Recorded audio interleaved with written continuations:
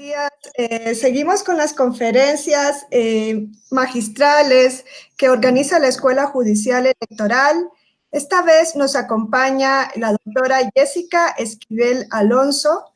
Haré una breve síntesis curricular de la doctora antes de cederle el uso de la palabra.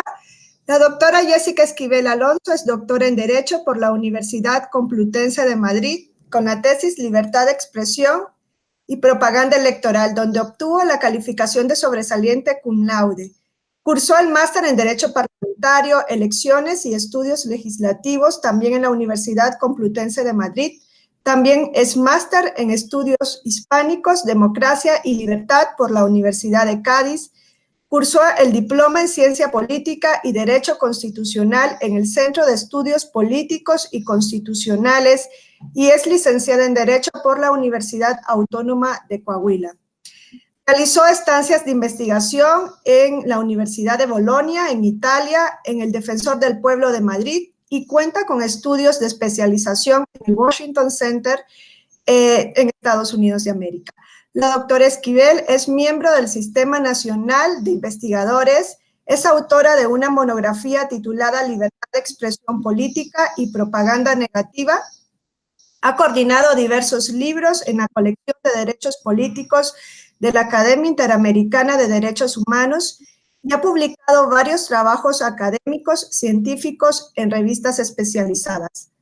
Actualmente es directora del Centro de Estudios Civiles y Políticos de la Academia Interamericana de Derechos Humanos, pero anteriormente ha trabajado como secretaria de Estudio y Cuenta aquí en el Tribunal Electoral del Poder Judicial de la Federación y también ha sido asesora de la Suprema Corte de Justicia de la Nación.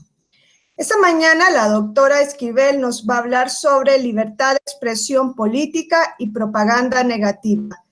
Les adelanto que todas las preguntas que quieran hacerle llegar a la doctora Esquivel lo pueden hacer a través de las redes sociales de la Escuela Judicial Electoral, a través de sus páginas en Facebook y en la página de Twitter en la dirección TEPJF-EG.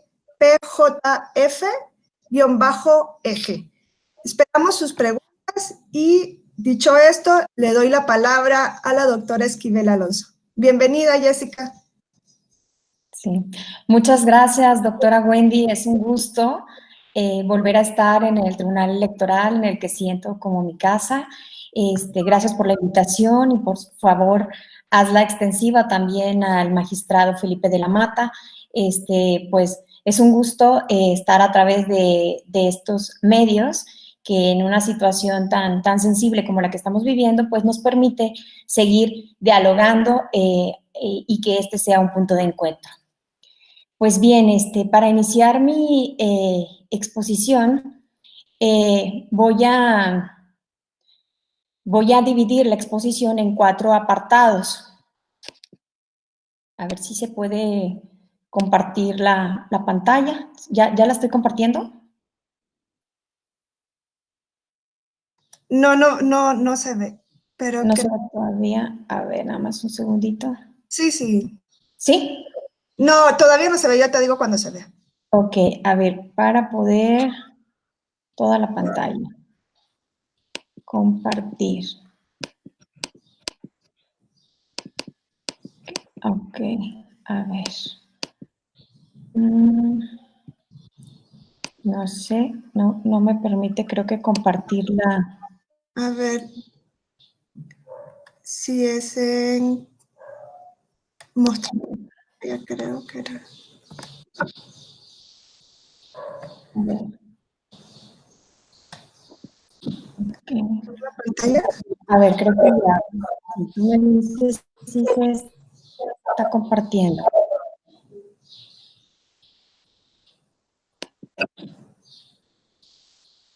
¿Sí? No, te seguimos viendo. Toda la pantalla para... A ver.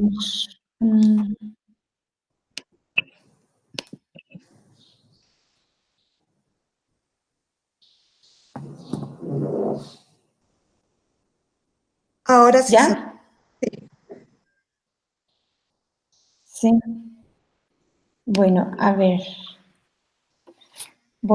Ustedes me dicen si se ve bien porque me comentaban que se congelaba un poco la la pantalla. Ahora no A sé. ver. Creo que ahí. Bueno. ¿Sí? Sí.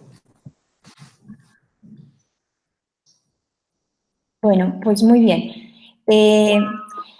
Mi exposición la voy a dividir en 4 apartados. El primero tiene que ver con analizar brevemente la teoría de la libertad de expresión genérica. En segundo lugar, vamos a abordar la libertad de expresión política. En tercer lugar, propiamente, que es propaganda negativa, para finalmente analizar 3 casos sobre propaganda negativa en México. Pues bien, los intentos por elaborar una teoría general de la libertad de expresión humana han sido muchos a lo largo de la historia. Abordar la libertad de expresión en general es siempre emprender una aventura arriesgada y con frecuencia sin feliz término.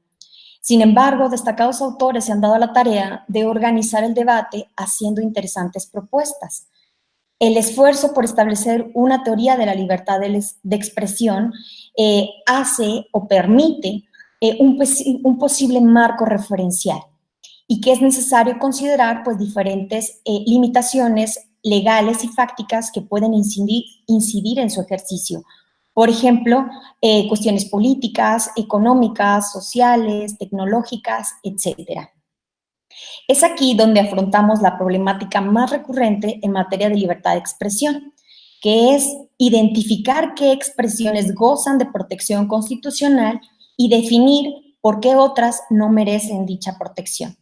Entre los casos más controvertidos podemos señalar pues, que se encuentran los insultos, el discurso del odio, el discurso racista, la publicidad engañosa, entre otros. La teoría de la libertad de expresión ha sido analizada en términos muy genéricos y atropelladamente voy a intentar explicar, pues de manera bifocal.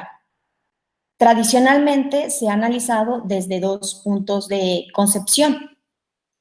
Una es la clásica, donde se habla de la libertad de los antiguos, la libertad de los modernos, o en palabras de Isaías Berlín como libertad positiva o libertad negativa. ¿Pero qué quiere decir esto? Pues bien, en la primera, en la positiva, significa que el individuo puede ser su propio amo, es decir, elegir su propio estilo de vida. Y en la segunda es cuando el individuo es libre en la medida en que ningún hombre ni ningún grupo de hombres interfiera en su actividad. Otra perspectiva puede ser aquella que habla de la acción o inacción del Estado, y es entendida una visión negativa en la medida en que el Estado no interfiera en la libertad de pensamiento del individuo y por ende en la toma de decisiones, mientras que en la visión positiva exige del Estado que despliegue mecanismos para su protección. Otra posible clasificación es la que entiende la libertad de expresión desde un debate clásico, que es el liberalismo versus el republicanismo. En el liberalismo se pugna por una libertad fluida, vigorosa, abierta, sin interferencias, mientras que en el republicanismo aboga por una libertad que no está sujeta a factores de dominación. Y la visión liberal refiere que no es posible hablar de libertad en un sistema que emite normas que regulan las expresiones de los individuos, porque de esta forma se impide que el hombre pueda desarrollar de manera autónoma y se evita que se llegue a una auténtica autorrealización. En tanto, la concepción republicana, entendida como no dominación, parte de la premisa de una posible colonización de las ideas del individuo por agentes externos. Puede ser el gobierno o puede ser los poderes fácticos. Como se puede observar, ambas líneas doctrinales comulgan con un concepto de libertad amplia, de circulación, pero desde una óptica distinta. Otros autores hablan de una libertad individual y de una libertad social. La primera toma como punto de referencia al hombre, supeditando y expresando un respeto irrestricto a su dignidad y a su desarrollo personal. Por otra parte, la dimensión colectiva pugna por un derecho de todos que permite deliberar y tomar decisiones de interés general. Esta posición usualmente la vamos a encontrar en las sentencias del Tribunal Electoral, en la motivación. Parte normalmente desde esta perspectiva. Y sostiene, pues, que el individuo es titular de un derecho individual y social también. Y ello implica que puede expresar, manifestar ideas, pensamientos, opiniones, juicios de valor sobre cualquier materia, siempre y cuando respete los límites constitucionales y legales establecidos. Y por otra parte, también se tutelan las vías de participación que pueden ser institucionales o no. Por ejemplo, puede participar a través de un referéndum, de una iniciativa popular, mediante su voto en las elecciones, o también puede formar parte de movilizaciones, marchas o incluso grupos beligerantes. Por polémico que esto pueda suceder, pues son causas de expresión. Otro de los elementos de aproximación es el relativo al que desempeñan en el sistema democrático, y aquí es donde tiene importancia nuestra libertad de expresión política, porque en este contexto señala como objetivo principal estimular las decisiones del individuo, que convergen con una pluralidad de opiniones y de libre circulación de la información pública. Y en coherencia, la democracia se asienta sobre un debate público, amplio e informado, donde el intercambio comunicativo adopta un papel fundamental para el aseguramiento y desarrollo del propio sistema. Pero ¿cuál es nuestra problemática? Pues bien, ¿cuáles son los problemas de la libertad de expresión durante la campaña electoral en México? ¿Y cuál es el tratamiento jurídico que se le ha dado? Para poder analizar esto, pues tenemos que verificar qué es el contexto, cuáles algunas otras expresiones o experiencias a nivel internacional que nos puedan ubicar en algún posible modelo de comunicación política y que permitan dar o sentar las bases del modelo que vamos a adoptar y con ello la tutela de este derecho. Asimismo, pues el análisis es la jurisprudencia del Tribunal Electoral Federal, quien nos ha ido marcando la línea. Bueno, cuando hablamos de libertad de expresión como derecho fundamental asociado a la libertad de conciencia, pensamiento y palabra, pues el objetivo es exteriorizar determinada información, sentimiento o exabrupto. Y esta libre manifestación de ideas se convierte en una garantía social y pública que permite la deliberación de diversas posiciones ideológicas. En este caso, pues convergen diferentes libertades o derechos, como podemos observar, pues el derecho a comunicar, el derecho a recibir información, el derecho de acceso a la información. Y este, a su vez, pues puede ser un tema polémico. ¿Y por qué digo polémico? Porque existe un importante sector de la doctrina que divide la libertad de expresión desde dos puntos de vista. Uno es la libertad de expresión en sentido estricto, que refiere a juicios de valor, opiniones y puntos de vista. Y otro es el que habla de únicamente una libertad de información y se refiere a hechos y sucesos objetivos. Esta dualidad de identificación de la libertad de expresión la sostienen algunos países como España, en donde el tratamiento de las controversias y las problemáticas que se plantean ante los tribunales, pues tienen un resultado distinto al de otros sectores en el que la visión es monista. Y cuando hablo de una visión monista, es cuando se afirma que la libertad de expresión es una, y se señala que la protección constitucional de la libertad de expresión tiene como objeto la información y que puede manifestarse indistintamente como hechos u opiniones. Bajo esta doctrina monista, tanto la información que se emite como la que se recibe es la misma.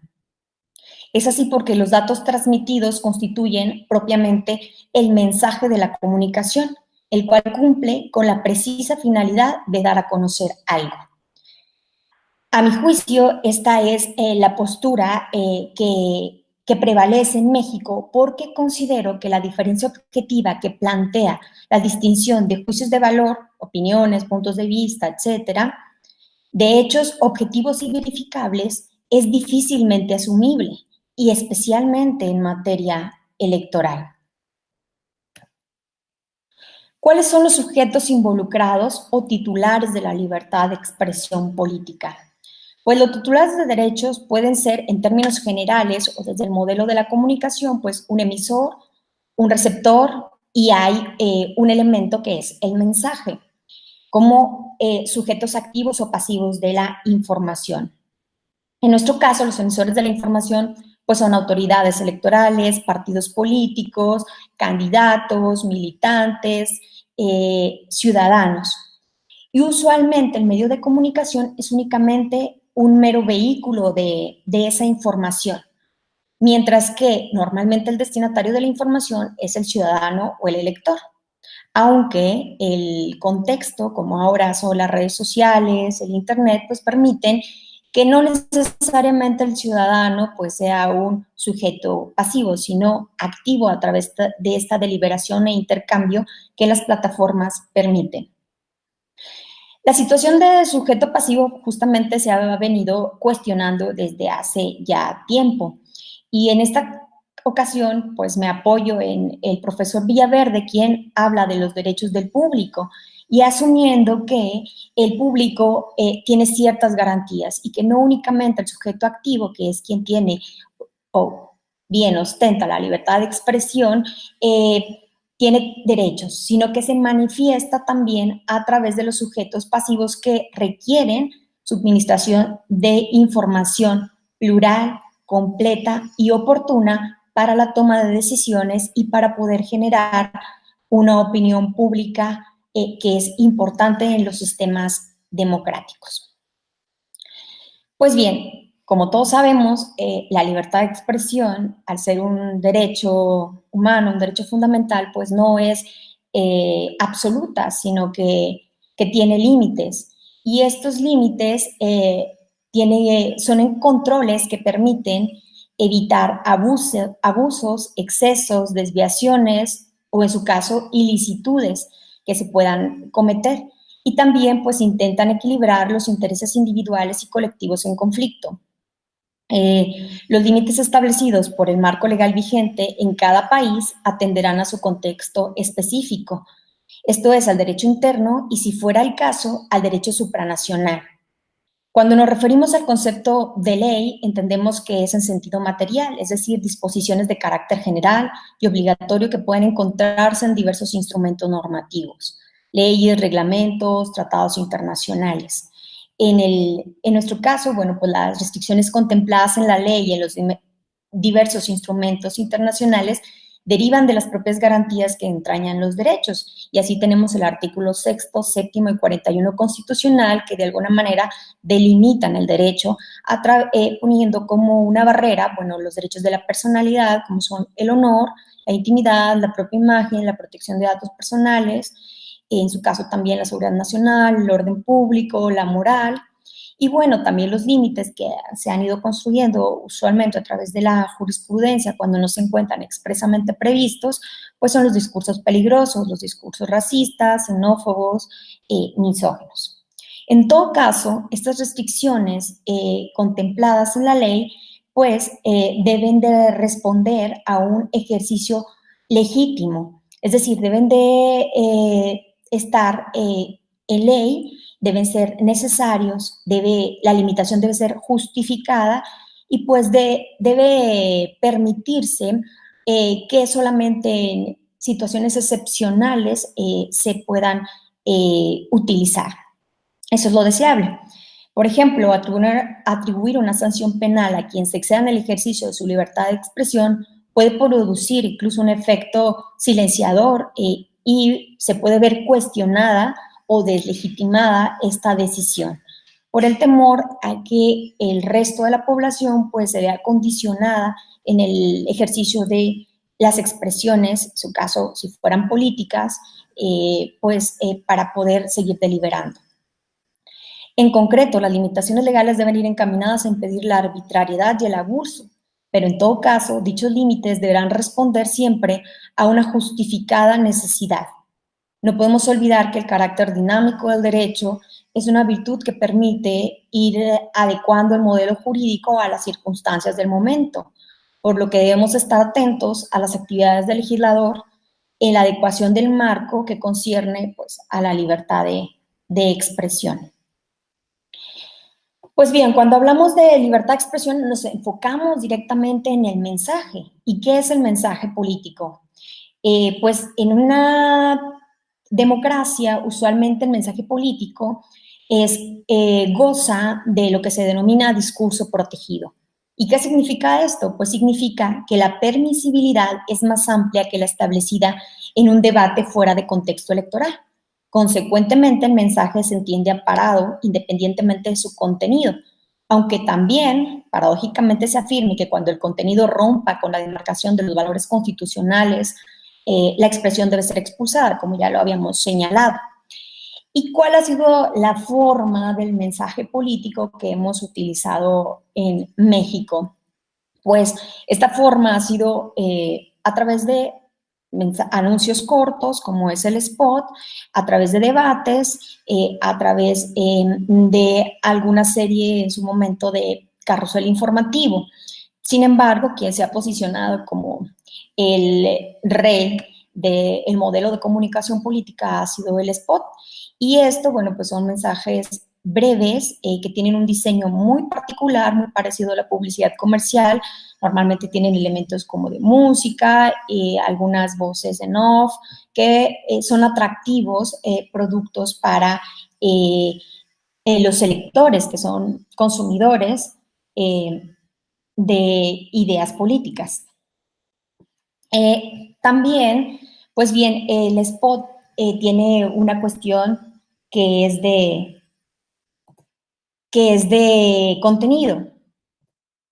Aunque sea muy breve, pues tiene alguna idea que permite transportar al elector a un tipo de campaña o propaganda específica. Puede ser a favor o en contra de un contrincante específico, o también puede presentar un elemento de contraste. Existen muchísimas teorías en torno a especialistas de marketing político que han señalado que los spots políticos presentan una ventaja importante en relación con las emisiones de pago de mayor duración, hablando, por ejemplo, de los debates.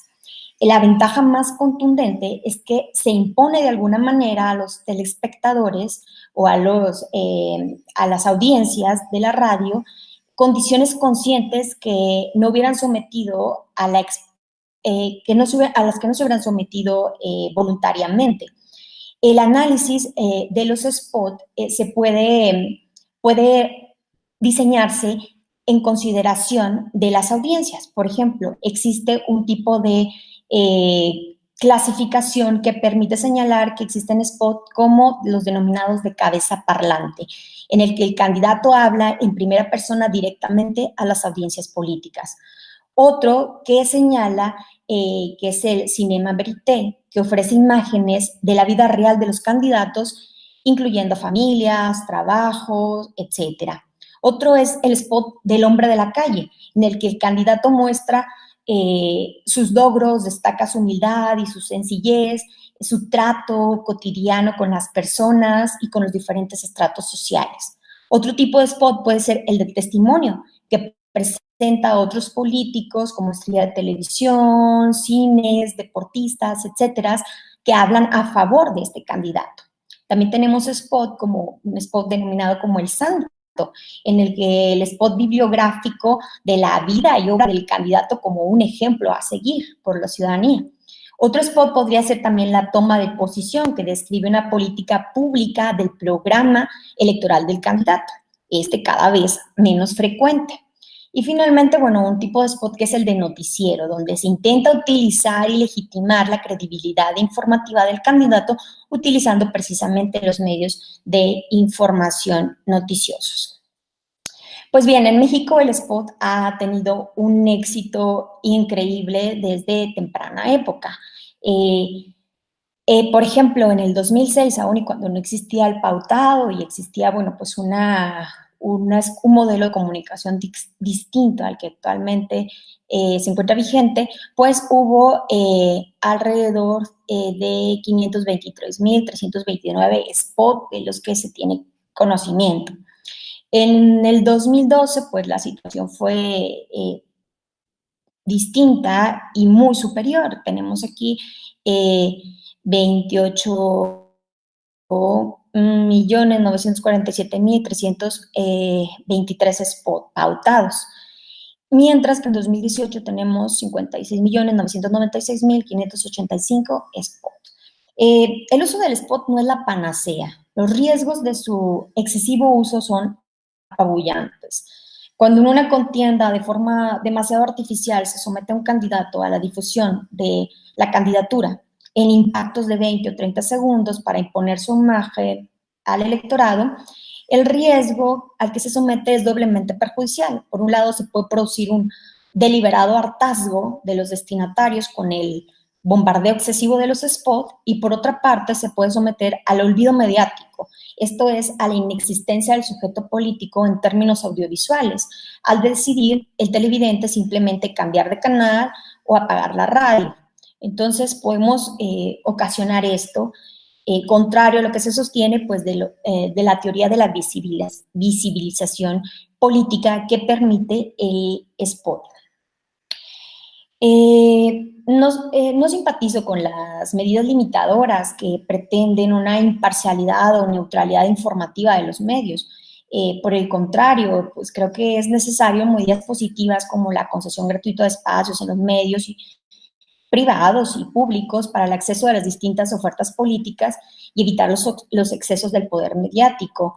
Sin embargo, pues sí se tiene que replantear si el spot continúa siendo el medio óptimo para permitir que este mensaje político, que de alguna manera tutela la garantía de la libertad de expresión política de los candidatos y los partidos políticos, y de otra manera, pues pueda permitir también garantizar aquellos derechos de las audiencias, derecho a estar bien informado y de alguna manera, pues exhaustivamente. El spot, desde luego, pues al ofrecer un formato rígido, un formato de corta duración, pues difícilmente permitirá esto.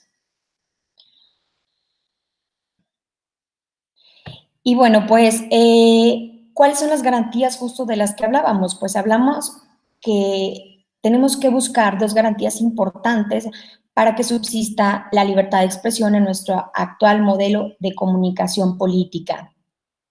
Al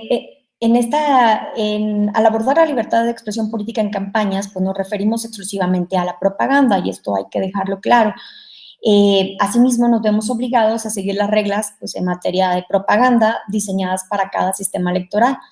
Por lo tanto, partimos de la consideración de un modelo de regulación propagandística y este será entendido como un conjunto de reglas que determinan la forma de acceso a los medios de comunicación, los procesos para asegurar la igualdad de los participantes en el disfrute de esos tiempos mediáticos y las garantías de quienes intervienen en el debate. Bajo esta línea argumentativa, los modelos de regulación de propaganda en campaña electoral pueden ser clasificados por lo menos en dos tipos, un modelo liberal o abierto o en un modelo de responsabilidad social o restrictivo. En el primero se sugiere que se sigue pues, una teoría que se denomina el mercado de ideas y desde esta perspectiva, en cierta medida, se pondera la libre competencia, la actividad comercial, competitiva y capitalista del sector comunicativo. Asimismo, dicho modelo intenta garantizar los derechos de los ciudadanos a controlar su libertad de expresión, a que no sea controlada más bien su libertad de expresión, otorgando especial protección a los derechos de recibir y difundir información. Por otra parte, el modelo liberal del que hablábamos pues permite que la información política circule libremente y se fortalezca con el paso del tiempo.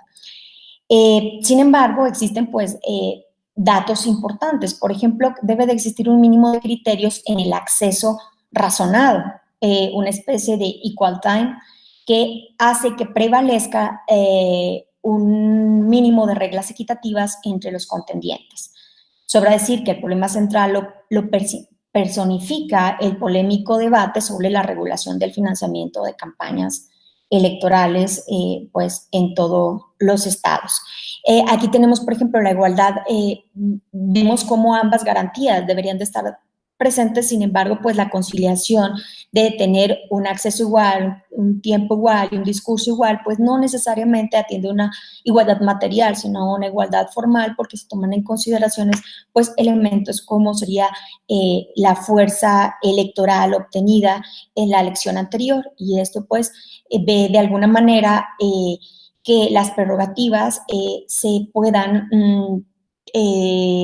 igualar en una cuestión formal. Y por otra parte, bueno, pues la libertad del voto libre e informado, pues también se ve condicionada de alguna manera por los cauces comunicativos. Si los hacemos en los cauces tradicionales, pues encontramos que la radio y la televisión ya fueron regulados en la reforma, y actualmente existe un aparato muy complejo por parte de las instituciones electorales administrativas que se encargan de esta distribución, específicamente el INE, y pues que hace las veces de un técnico donde recibe los spots y los analiza para poderlos transmitir. De alguna manera, pues, esto genera pues que exista una pluralidad informativa, porque todas las opciones políticas tienen cabida, y pues que sea de manera oportuna durante los periodos establecidos para su difusión, y que todo el spot salga completo, salvo que exista alguna medida cautelar que lo impida. Como ya anticipaba, pues la comunicación política se puede circunscribir a algunos modelos de comunicación.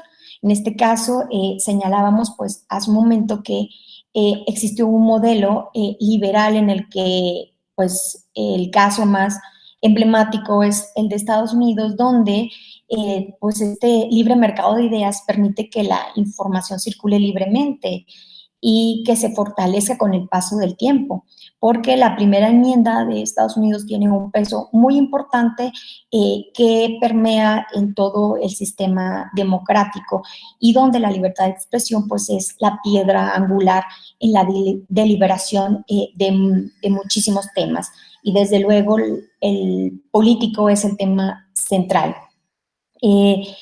Normalmente es difícilmente que un discurso salga de la protección constitucional, salvo que, bueno, pueda ser, se detecten algunas cuestiones como un peligro real, claro, inminente, o una real malicia dentro del discurso. Pero ¿qué pasa, por ejemplo, en materia electoral? Bueno, pues en materia electoral se prevén también algunas garantías mínimas, y hablábamos de este acceso igualitario de las diferentes instituciones. Es decir, por ejemplo, si un partido político accede a una televisión, pues esa televisión deberá garantizar también la posibilidad a las otras opciones políticas de poder transmitir o comprar algún tiempo de los que ofrece. Entonces, de alguna manera, pues este sistema liberal ha sido el que permite ese debate abierto, vigoroso, del que mucho se ha hablado en la libertad de expresión tradicional. El segundo modelo es el modelo de responsabilidad social, y este normalmente, bueno, es de origen europeo, en donde la protección de ciertos objetivos como la educación, la cultura y la identidad nacional deben prevalecer en el contenido programático de los medios de comunicación sobre los intereses del mercado. En este modelo, el Estado de Derecho asume un papel importante, cuya obligación es asegurar sin interrupción a los ciudadanos el cumplimiento de ciertas prerrogativas informativas, es decir, prerrogativas como el pluralismo y la opinión pública. Un sector doctrinal señala que es difícil dejar de lado el Estado en el área de la comunicación. Incluso en los países más liberales, el Estado es quien tiene la facultad de otorgar, revocar, denegar o expropiar permisos y concesiones en aras del interés general y de la utilidad pública, por lo que se tendría que convivir con esa dificultad y en esa medida establecer ciertos criterios de libertad e igualdad en el acceso a los medios. Por ejemplo, en Europa, el artículo 10 del Convenio Europeo de Derechos Humanos afirma que el reconocimiento de la libertad de expresión no impide que los estados sometan a las empresas de radiodifusión de cinematografía o de televisión a un régimen de autorización previa. Este precepto nos parece legitima los mecanismos de autorización y control en el sector de las comunicaciones y de alguna manera incide directa o indirectamente, según se quiera ver, pues en el ejercicio de la libertad de expresión. En términos generales, los rasgos distintivos del modelo de responsabilidad social aplicables a la materia electoral son los siguientes. Busca la igualdad de oportunidades en el acceso a los medios de comunicación, logra un tratamiento equitativo en la difusión de la información, espacios y tiempos, y establece límites. Podría ser, por ejemplo, el financiamiento, porque el financiamiento también es en gran medida una expresión política. Y bueno, pues también prohíbe ciertas expresiones antidemocráticas. Así considero que pues nuestro sistema electoral, o nuestro modelo de comunicación política se parece más al modelo de responsabilidad social que al pretendido modelo liberal, al establecer pues ciertas reglas que van acotando y delimitando nuestra comunicación política. Y bueno, pues, ¿qué sucede con los medios de comunicación? Pues nuestra reforma se ha abocado exclusivamente a regular espacios en los medios tradicionales, como es la televisión y la radio. Sin embargo, pues, poco se ha dicho de la publicidad digital. Aunque ciertamente la sala regional especializada y la sala superior han hecho algunos pronunciamientos en materia de publicidad en redes sociales, lo cierto es que en gran medida la mayoría de esos criterios, salvo excepciones, han sido tutelados a la luz de un modelo liberal, señalándose que las redes sociales gozan de una espontaneidad natural de deliberación y por lo tanto una tutela más amplia. Sin embargo, habría que replantearse propiamente el papel que están jugando los medios de comunicación, porque pues no podemos olvidar que los medios de comunicación, la libertad, tiene una libertad o intereses importantes de mercado y económicos, es decir, con el aumento progresivo de los destinatarios de los mensajes políticos, aumentan también los espacios interesados en prensa, radio, televisión e internet, y ello ha traído como consecuencia que se abaratara, por así decirlo, la información política y que se ampliara este mercado. Pero el abaratamiento ocurre también a costa de pérdidas y en nuestro caso a costas de una cierta pérdida de independencia comunicativa, de neutralidad informativa, de objetividad de los hechos narrados y sobre todo de la ausencia de estímulos del pensamiento político autónomo. Y aquí, bueno, voy a volver a citar algunas corrientes doctrinales, señalan, por ejemplo, que los dueños de los medios de comunicación devoran nuestra libertad de expresión a través de sutiles técnicas de persuasión y dominación de mercado de ideas. Y es por eso que señalo aquí, por ejemplo, que se habla de una selección informativa. Es decir, por una parte se plantea el dilema de una imposición de ideas políticas y por lo tanto una opinión pública dirigida. Junto a esto, bueno, se plantea un cuestionamiento que va cuestionando la legitimidad o ilegitimidad de quienes realizan esa discriminación informativa. Es decir, siempre está presente este síndrome comercial que consiste en la subordinación del medio de comunicación y el contenido del mensaje al capital. Ambos objetivos se acompañan de la ingeniería electoral o marketing político que, aunque se filtra en todas las capas sociales, inevitablemente conlleva en cierta medida a un debilitamiento de la información política, reduciendo la crítica política y la explotación de, por ejemplo, del escándalo político y de temas sensacionalistas políticos que venden un poquito más.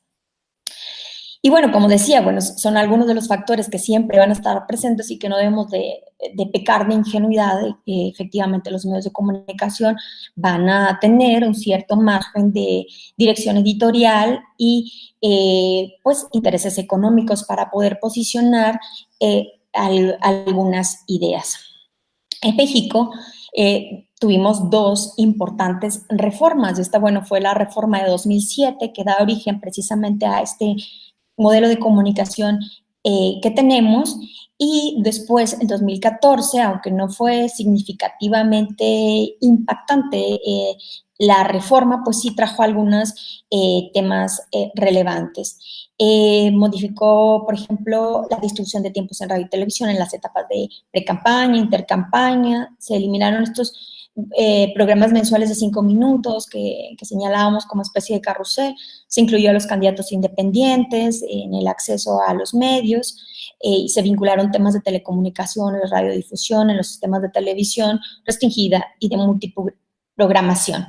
Asimismo, bueno, se rediseñó el PES, en donde el INE debe sustanciar todos los temas procesales para coadyuvar con la sala regional y el tribunal y la sala superior en temas específicos de libertad de expresión.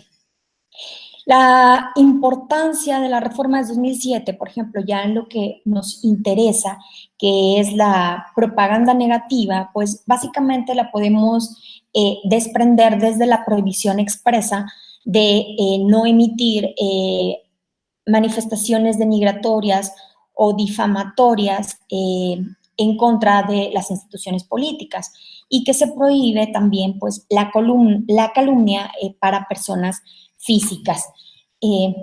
Esta fue básicamente la raíz de la propaganda negativa, pero que curiosamente en la reforma de 2014 pues se elimina el tema de la denigración política e institucional de el artículo 41, aunque pervive en las leyes secundarias, como es la LEGIPE y la ley de partidos políticos. Dejaron por ahí diseminados algunos temas que referían que se prohíbe la denigración.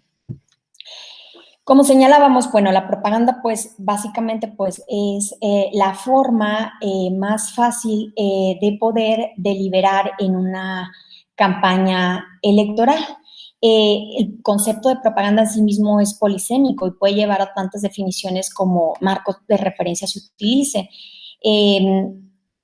Por ejemplo, nosotros podemos afirmar que propaganda electoral es toda aquella actividad que permite difundir durante un proceso electoral la plataforma política o electoral del partido, el plan de trabajo o la imagen del candidato, con el propósito de verse favorecido con el voto ciudadano.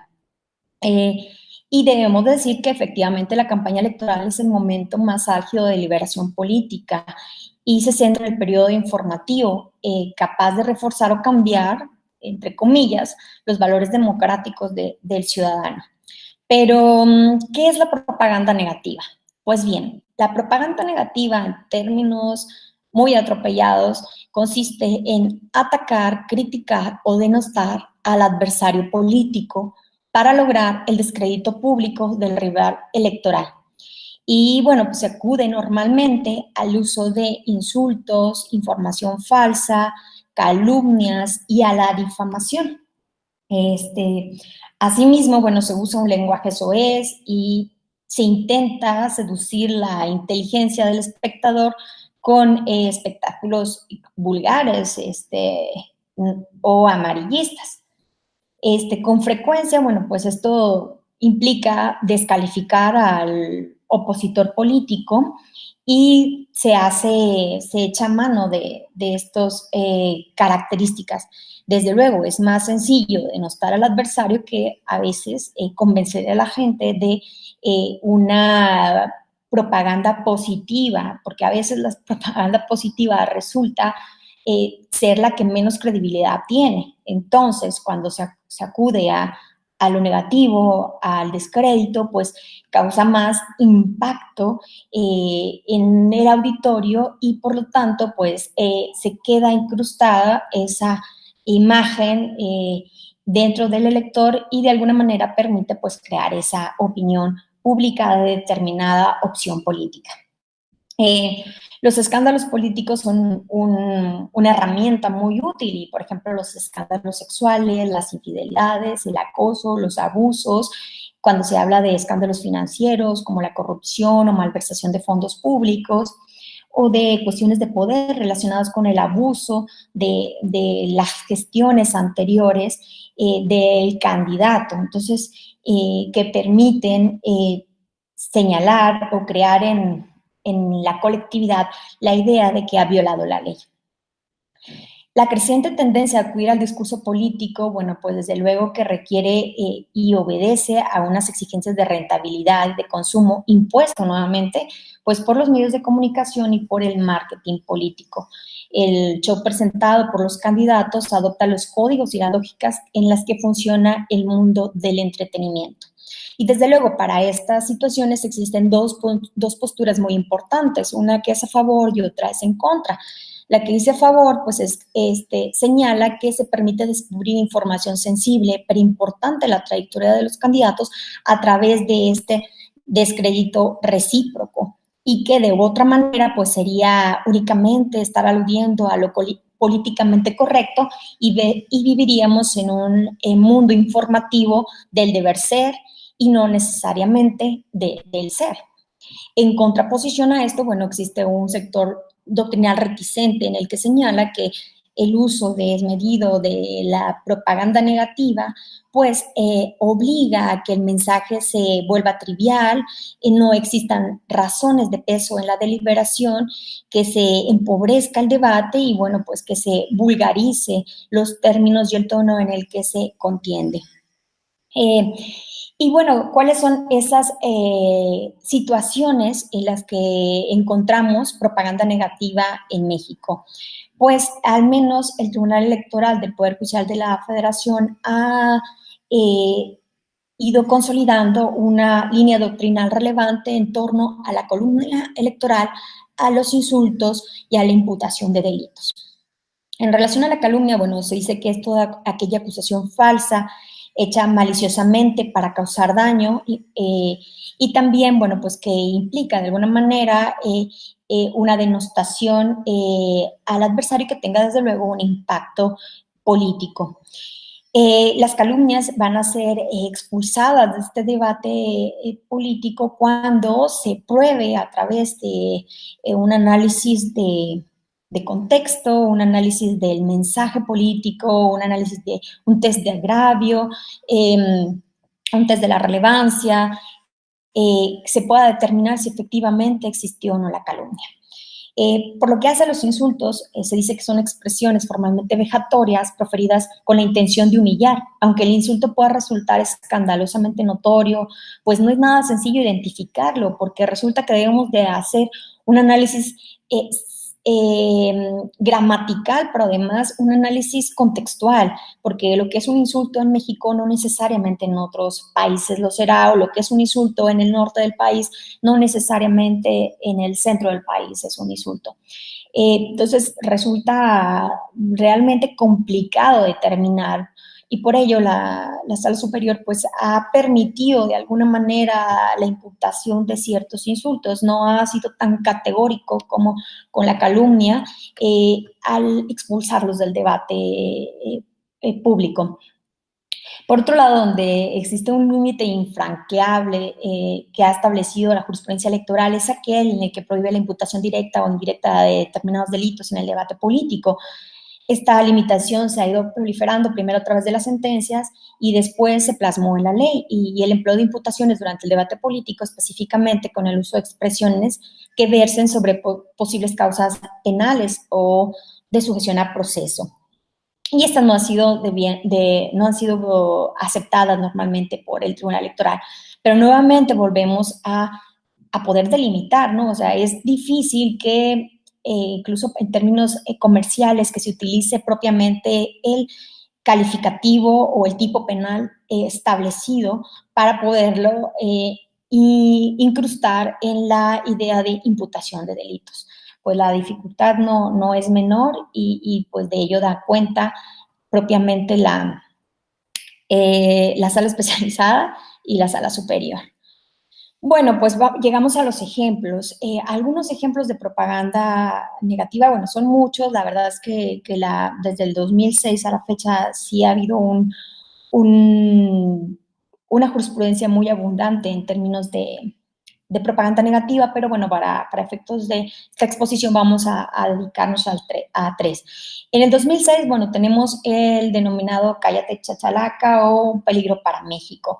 En el RAP 34-2016, bueno, tuvo origen por diversos spots difundidos de un partido político en contra de la entonces Coalición por el Bien de Todos. Y aquí, bueno, se habló de diferentes spots en el que se decía que uno era el de Cállate Chachalaca, otro López el endeudador, otro López Obrador permitió estos delitos, es un peligro para México, y ya salió el peine. En todos estos spots, bueno, la sala superior analizó el contenido de los anuncios electorales, las frases esgrimidas y el contexto político en el que fueron proferidas.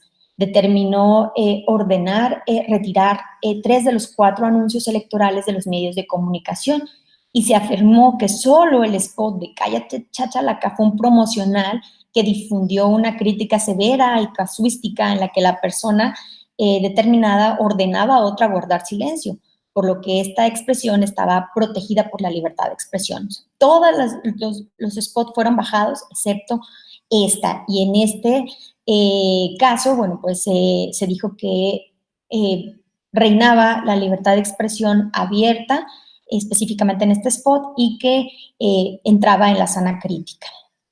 Por lo que hace a el spot Nueva Tarea, que es el RAP 291-2012, es una sentencia en el que se aborda el análisis de un spot que incluía información sobre el denominado Pacto por la Educación. El anuncio fue mediáticamente relevante porque abordó un tema sensible en la conciencia de esos momentos y hablaba de una problemática delicada. Nos referimos a la paradoja que existe entre la renuencia de los docentes a ser examinados en el desempeño de sus funciones frente a los bajos resultados obtenidos a nivel internacional en calidad educativa que teníamos o que tenemos.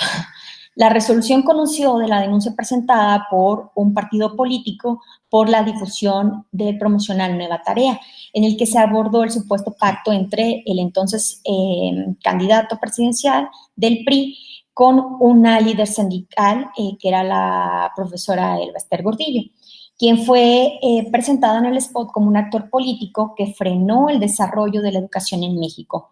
El anuncio electoral fue cuestionado por el PRI al entender que empleaba frases ofensivas, denigrantes y difamatorias en contra del entonces candidato presidencial. Al analizar el promocional, la Sala Superior advirtió que el spot denigraba al candidato porque se empleaban ideas que ponen en duda la buena dirección en la toma de decisiones del citado candidato, específicamente aquellas expresiones que afirmaban que pactó con una persona que, según expresaba el promocional, frena la educación en México, por lo que se presenta con una perspectiva cuya conducta es socialmente reprochable. Entonces, tomando en consideración esto, la Sala Superior decide señalar y bajar este spot, diciendo pues que efectivamente afectaba el honor político del candidato. Como vemos, pues aquí fue distinto, ya no se ponderó la crítica, sino más bien un límite que es el derecho al honor. Y otro caso relevante, a mi juicio, fue el subrep de 143 de 2018, el denominado Wikinoticias. Bueno, esta sentencia analiza la denuncia interpuesta por un partido y por un candidato, en ese entonces Ricardo Anaya, en contra de otro partido, que era el PRI, porque una sociedad civil difundió un video en Wikinoticias durante la campaña del proceso electoral 2017-2018, donde, asociado a un artículo, comunicaba un supuesto desistimiento de la candidatura de Anaya, respaldando la candidatura entonces de Mit, el candidato del PRI. Al respecto, la Sala Superior señaló que, pues, al no ser sujetos activos las personas morales, en este caso la sociedad civil, pues no se actualizaba la infracción de la calumnia.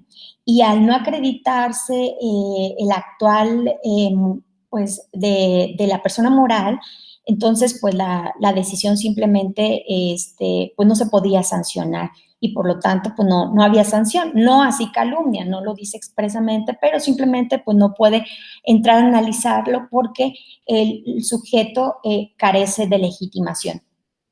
Lo relevante de esta sentencia, pues son dos cosas. Número uno, que la sentencia permite ver que en cuestiones excepcionales habrá personas o sujetos que, aunque no se contemplen legalmente como aquellos que sean merecedores de sanción, pues puede haber otros sujetos que eventualmente pueden ser sancionados. En este caso no, pero en el futuro sí.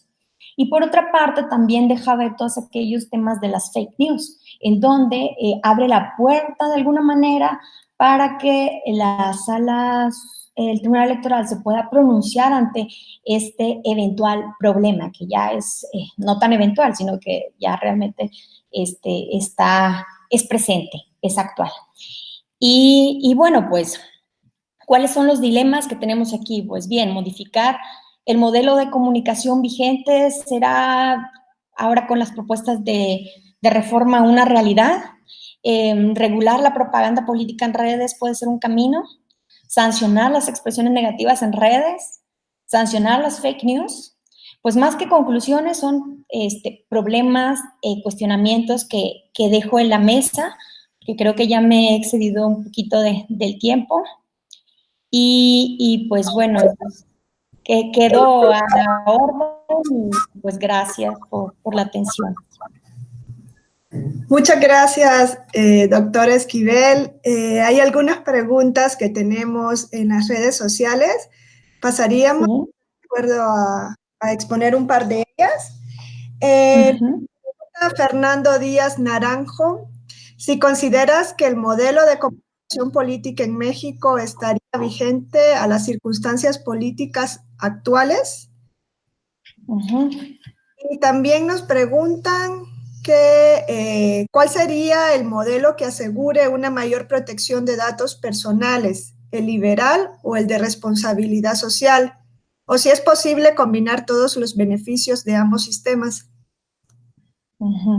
Bueno, pues bueno, el modelo de comunicación política vigente, pues esa es la pregunta del momento, ¿no? Creo que todos los que se dedican a estos temas se han planteado.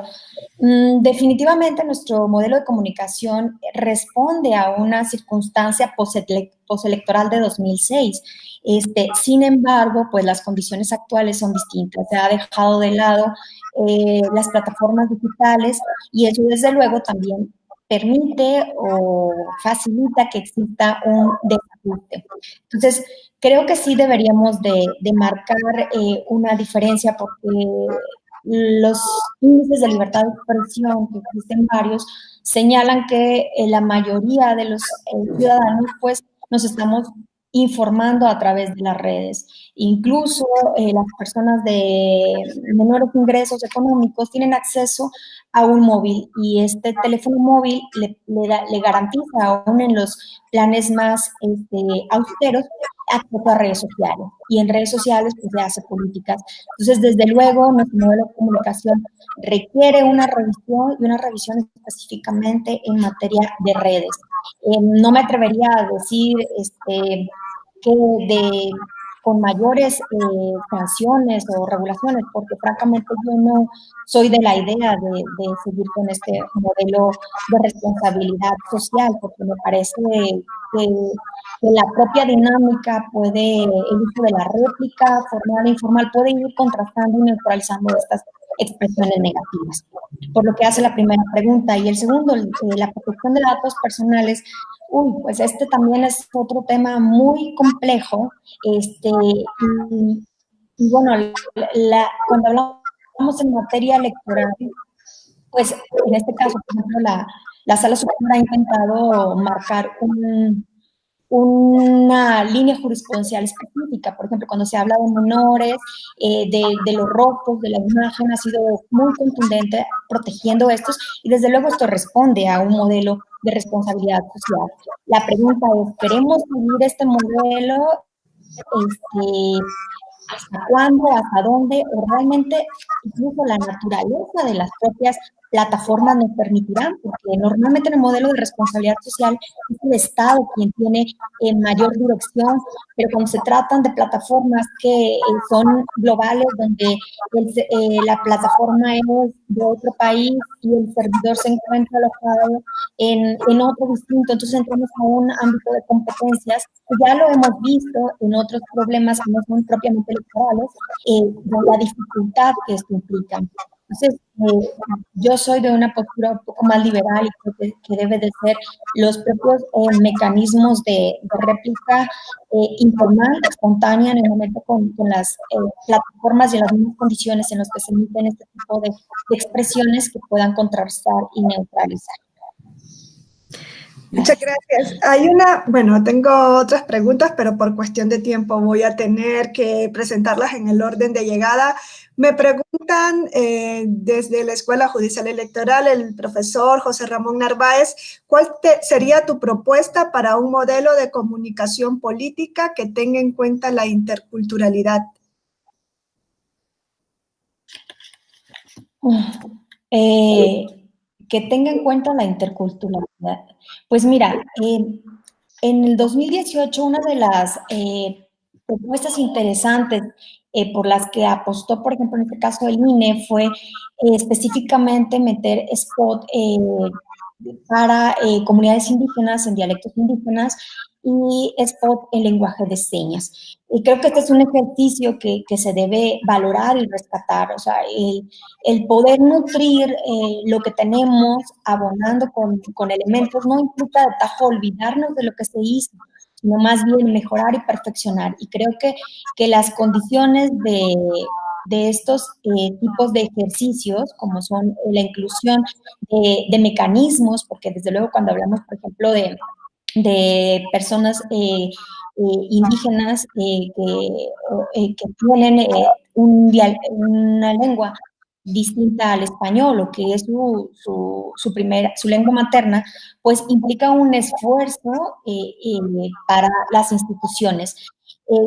Creo que en este momento, pues, los esfuerzos que han hecho tanto las instituciones públicas como algunas educativas para poder hacer más accesible la política, pues han permitido que este ejercicio salga.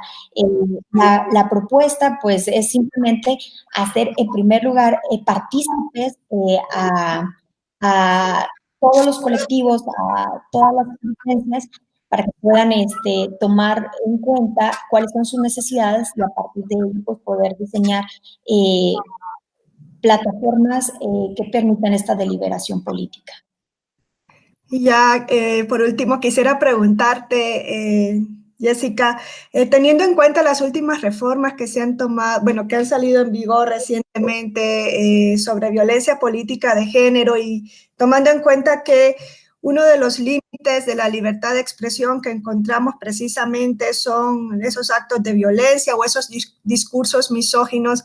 Quería preguntarte personalmente, ¿qué opinión te merece a ti, por ejemplo, esta sentencia que adoptó Sala Superior en el caso de las elecciones recientes en Coyoacán, en donde se demostró que se habían llevado a cabo una campaña plagada de violencia política y violencia política de género en contra de una de las candidatas, pero no se logra de atribuir la comisión de dichos actos a un candidato en concreto, ni a sus simpatizantes, ni a un partido político?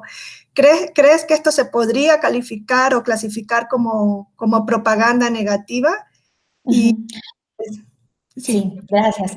Pues mira, desde mi humilde opinión, creo que sí puede ser propaganda negativa. ¿Por qué?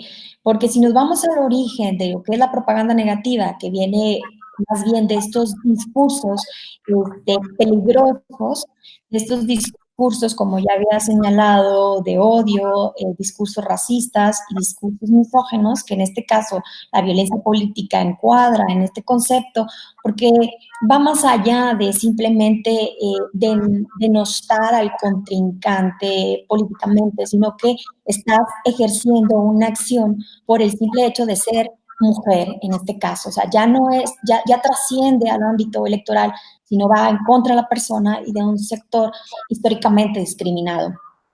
A mi juicio, sí debe ser visto con un tema más constitucional que electoral y quedarnos en una tutela más amplia de la libertad de expresión. Excede por mucho un discurso de odio específicamente contra un grupo vulnerable, como se ha visto pues en la historia. Estos genocidios van contra un grupo histórico, pues empiezan con esto, empiezan con discursos de odio y después el salto a la violencia física o a la violencia generalizada es mínimo. Desde mi punto de vista, sí exigen un reproche jurídico, un reproche legal. Aquí tendría que verse, bueno, las consecuencias jurídicas que le quieran dar los tribunales constitucionales, en este caso el tribunal electoral, pero desde luego, desde mi punto de vista, sí es un discurso de odio y sí encaja en propaganda negativa. Muchas gracias. Un par de preguntas más porque sí nos han llegado varias preguntas. El maestro René Vengo, también de la Escuela Judicial Electoral, quería preguntarte si consideras que el actual modelo de comunicación política basado sobre todo en los spots propicia el voto libre e informado. Uy. Creo que es el que mejor ha funcionado a México, pero no necesariamente es el que propicia mayor información, porque como señalábamos, los spots tienen una duración muy breve y un formato muy rígido. Entonces, pues se dotan de estos elementos comerciales que permiten, pues, informar la idea que el candidato o el partido político ha decidido informar, pero desde luego no la información completa o la historia completa de lo que realmente sucedió. Entonces, además no permite esa comunicación de ida y vuelta, es simplemente una recepción pasiva de información constante. Y creo que el spot sirve de entrada como para tener una noción general, pero no me atrevería a decir que es el formato que permite mayor deliberación o información para el ciudadano. Bueno, gracias. Y por último, la profesora también de la Escuela Judicial Electoral, Alejandra Tello, te pregunta, ¿qué opinión tienes del caso que recientemente resolvió la Suprema Corte de Justicia de la Nación, donde se consideró constitucional que una empresa despidiera a una persona que se negaba a ocultar un tatuaje con una esvástica nazi? Uy, bueno, híjole, estos son los casos límites que existen, francamente, porque es muy complicado. A ver, que una persona en su libre desarrollo de la personalidad, si queremos decirlo así, haya optado por ponerse un tatuaje, pues desde luego es una libertad, es una expresión. Pero por otro lado, también tenemos que esa expresión, pues sin duda, obedece a un discurso de odio y a un discurso que toca muchas sensibilidades y toca muchas sensibilidades especialmente pues, de índole de grupos específicos, como fue los judíos, y que además pues están diseminados por todo el mundo. Híjole, creo que este es un tema de límite y francamente, bueno, en este caso sí me cuesta tomar una postura justamente por las circunstancias, pero si tendría que decir si comparto o no comparto la decisión, pues yo creo que tendría que decir que sí por el tema del discurso que está impregnado en esa imagen, porque no es lo mismo tener una imagen de una flor, de un ave, incluso de un grupo de rock. Pero este tema tan sensible e históricamente complejo resulta pues de fácil tolerancia, incluso pues no necesariamente existe no podemos ser tolerantes con los intolerantes. Entonces, me quedaría con eso. Muchísimas gracias, Jessica, por habernos dado este tiempo y por habernos compartido parte del trabajo que has venido realizando durante estos últimos años. Antes de cerrar esta charla, quisiera decirle al público que nos sigue a través de las redes sociales que si quieren aprender más sobre el tema que ha expuesto hoy la doctora Jessica Esquivel Alonso, pueden consultar su libro, que es este que tengo aquí a mano, que es Libertad de Expresión Política y Propaganda Negativa, que ha sido publicado por la editorial Tirant Lo Blanc. Este libro ha sido presentado por el ministro Jorge Mario Pardo Rebolledo y tiene el prólogo por el doctor Ignacio Torres Muro. Es un gran libro, la verdad he tenido la oportunidad de consultarlo. Te agradezco mucho por haber compartido esta información en esta obra y también por haberla compartido hoy en esta actividad que la Escuela Judicial Electoral ha organizado en estos tiempos de contingencia para que podamos seguir capacitándonos ahora en línea. Muchas gracias, Jessica, y espero que podamos seguir contando contigo en futuros eventos académicos. No, hombre, siempre es un gusto, doctora Wendy. Muchísimas gracias por la invitación y sigo a la orden. Gracias a todos. Hasta luego. Muchas gracias, doctora. Y con esto nos despedimos y seguimos contando con su asistencia para las actividades que tenemos organizadas en la Escuela Judicial Electoral. Muchas gracias.